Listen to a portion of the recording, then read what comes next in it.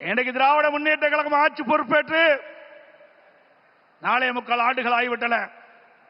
4.25 ஆண்டு காலத்திலே மக்களுக்கு இந்த ஆட்சி கொடுத்தது வேதனை, துன்பம். எல்லா துறைகளிலும் ஊழல். ஊழல் இல்லாத துறையே கிடையாது. மக்களை வாட்டி வதைக்கின்ற அரசாங்கம் தேவையா? சொல்லுங்க, தேவையா? மக்களோட ஆட்சி அகற்றப்பட வேண்டும். ஒரு குடும்பம் வாழ 8 கோடி மக்களை சுரண்டுவது நியாயமா? இன்றைக்கு தமிழகத்தை திரு கருணாநிதியுடைய குடும்பம் ஆட்சியிலே அமர்ந்து கொள்ளையடித்துக் கொண்டிருக்கின்றது. திரு கருணாநிதி அவர்கள் முதலமைச்சராக இருந்தார். அதற்கு பிறகு ஸ்டாலின் முதலமைச்சராக இருக்கிறார்.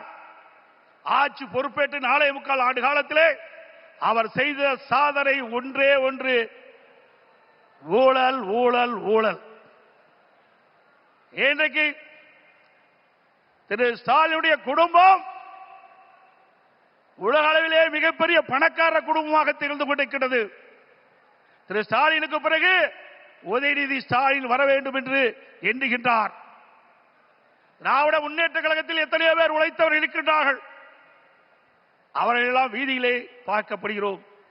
ஆனால் திரு கருணாநிதி குடும்பத்திலே பிறந்தவர்களுக்குத்தான் அந்த கட்சியிலும் இடம், அதிகாரத்தில் இடம். அந்த அடிப்படையிலே தான் எந்த ஒரு தகுதியும் இல்லாத திரு உதயநிதி அவர்களுக்கு முதலிலே சட்டமன்ற உறுப்பினர் ஆக்கினார், பிறகு அமைச்சராக்கினார், இப்பொழுது துணை முதலமைச்சராக்கி இருக்கின்றார். அடுத்தது எந்த காலத்துக்கும் எந்த பதவிக்கும் திரு கருணாநிதி குடும்பம் வர முடியாது. வர முடியுமா? இந்த தேர்தல் தான் திமுகவுக்கு இறுதி தேர்தல்.